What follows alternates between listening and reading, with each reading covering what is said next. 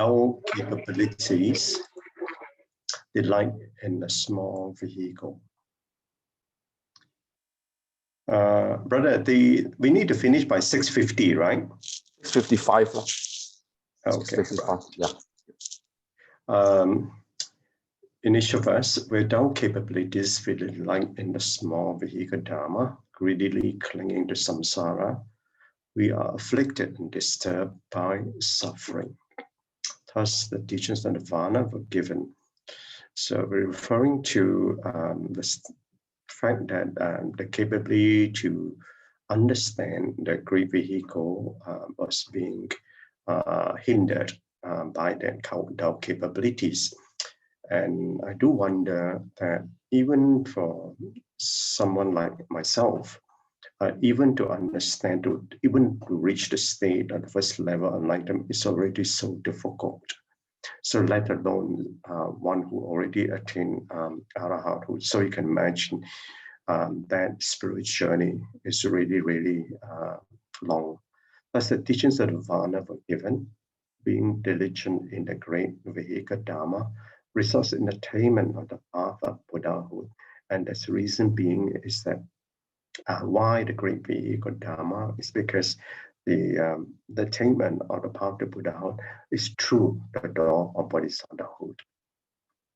So in the Master's explanation, we always had our capabilities before, which is the most worrying thing for us as spiritual practitioners.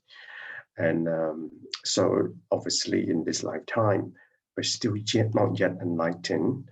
And also therefore we need to understand our own hindrances. If only think that benefiting others, we will stop at a small vehicle. So let us not worry about subsequent lifetime and just worry about this one that we need to be in earnest practice.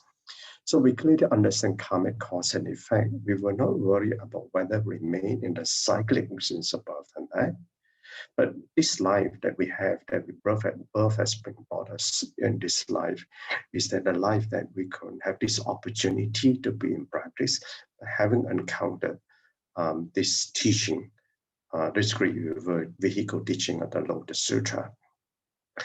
So, but we are enlightened beings like clarity.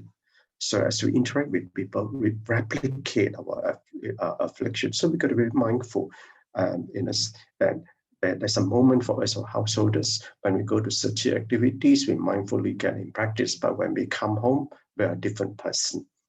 Or we interact with friends, we could be doing our daily chores, buying things. We are a totally different person, and we get afflicted by someone. So we need to be mindful that practice. It cannot be a two person, one being a goody person when we practice, and then we have another different personality that when we are not in our uniform, and as a result, which the practice becomes insincere.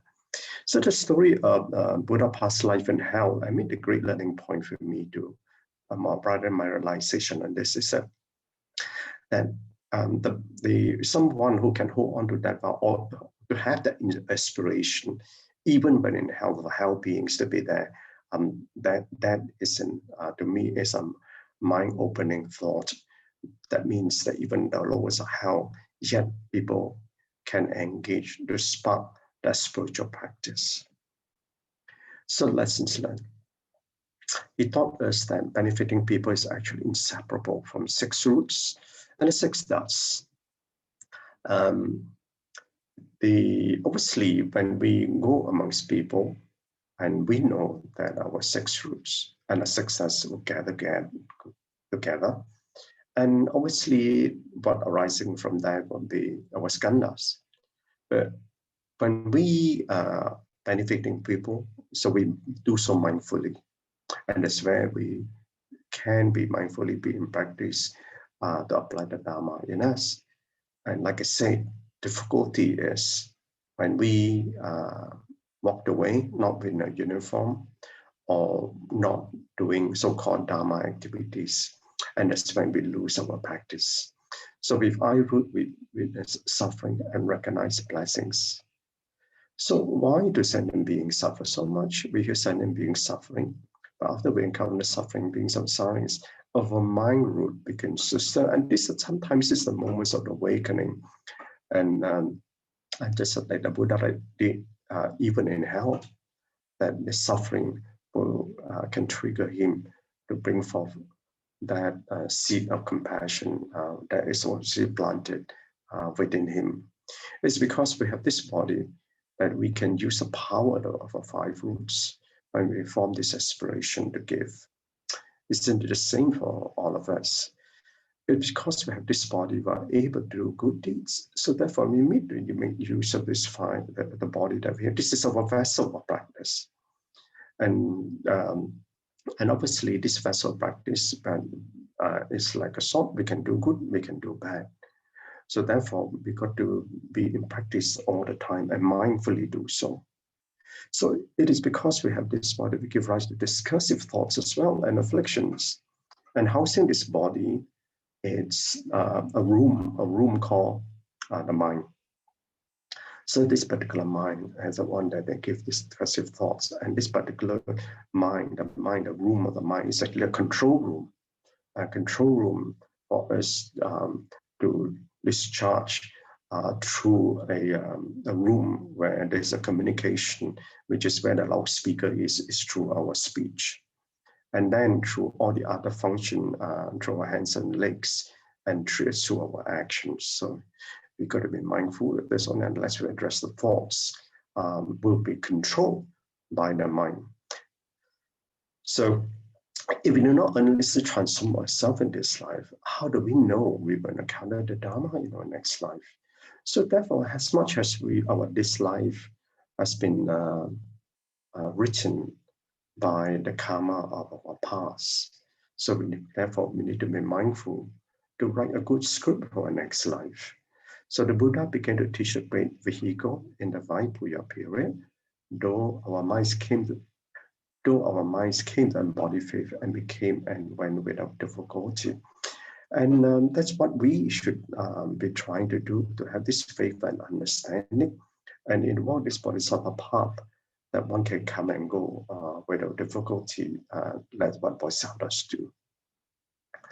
But before we can do that, we have to cleanse all of afflictions to be pure, so that whatever being thrown at us will just slide off like a lotus leaf. So in contemplation, delusion is afflicted by ignorance. We know that. One does not know and incapable to discern the teachings. So because when one is the ignorant and when being hindered by our thoughts, by our mind, so we need to recognize that and need to correct that. So the mind is too dull to understand well.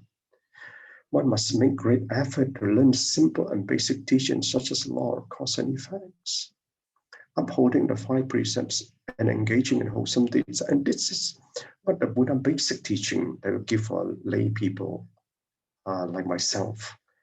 This is to prevent rebirth in the lower realms, and at least even we cannot fully comprehend the great vehicle teachings, we can do so in a future life, but we will try the best we can in this life. So repeated learning will help one to grow in knowing, although the understanding may remain limited. It doesn't matter, keep on repeating that. So experiencing the teaching will help, and that's why experiential learning is the one to help you grow. So on relationship, guiding a relationship, and obviously when we walk the path, there are people we meet, and that's why when we do our activities, we try to guide others the best way we can. So guiding others with a bodhicitta intention, and that's very important for us to have that intention in our mind all the time, to help liberate them, to open the clarity of your mind as well. So we need to open our mind as much as we will have to help others. So guide those who are willing, ready, and able to take on the path and to make the diligent effort to practice. And I put down 3 points: willing, ready, and able to do so. So how well they will progress depends on how committed and extent of the efforts put in and their capabilities, of course. Just as the Buddha have learned and obviously fully understood our capabilities, we, much as we do when we go into the practice, we can't force the teachings on others. Otherwise, they will go the other way. So be patient and perseverant in your guidance. Okay, Kana and brothers and sisters, give some time for Sister Xiu Ching as well. Thank you.